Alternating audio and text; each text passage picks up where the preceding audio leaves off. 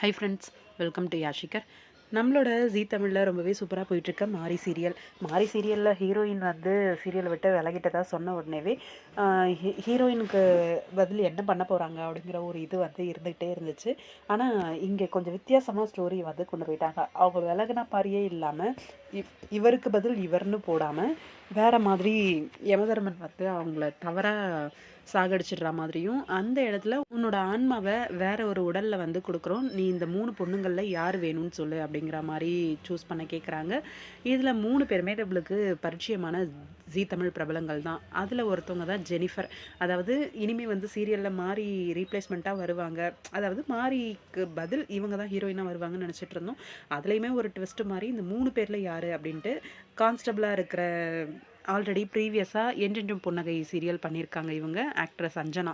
ஆனால் சுத்தமாக எதிர்பார்க்கவே இல்லை, அஞ்சனா தான் இனிமேல் வந்து மாரி சீரியலில் ஹீரோயினாக வந்து துர்கா அப்படின்ற கேரக்டர் வந்து ப்ளே பண்ண போகிறாங்க. மட்டும் கிடையாது, 5 வருடம் வந்து அப்கமிங் 5 வருடத்திற்கு பிறகு அப்படிங்கிற மாதிரி ட்ராக் வந்து மூவ் ஆகுது.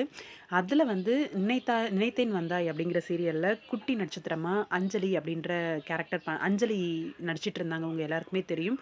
மறுபடியும் அஞ்சலி வந்து ஜீ தமிழ் சீரியலில் வந்து இணைஞ்சிருக்காங்க. மாரி சீரியலில் மாரியோட மகளா தேவி அப்படின்ற மாதிரி என்ட்ரி கொடுத்துருக்காங்க.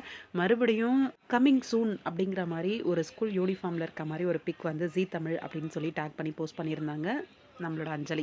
அதே போல் ஆக்ட்ரஸ் கவிதா, இவங்க வந்து இப்போ ஹீரோயின் துர்காவோட அம்மா கேரக்டர் சரஸ்வதி அப்படின்ற கேரக்டர் வந்து ப்ளே பண்ணுறாங்க இந்த சீரியலில். இப்போ வரைக்கும் அந்த யூத்தாக அது எப்படி இருக்காங்கன்னு தெரியல, அவங்கள பார்க்குறதுக்கு அப்போ பார்த்தா மாதிரியே இருக்காங்க இப்போவுமே. மாறியில் இந்த சேஞ்சஸை பற்றி உங்களோட கருத்துக்கள் என்ன அப்படின்னு கமெண்ட் பாக்ஸில் சொல்லுங்கள்.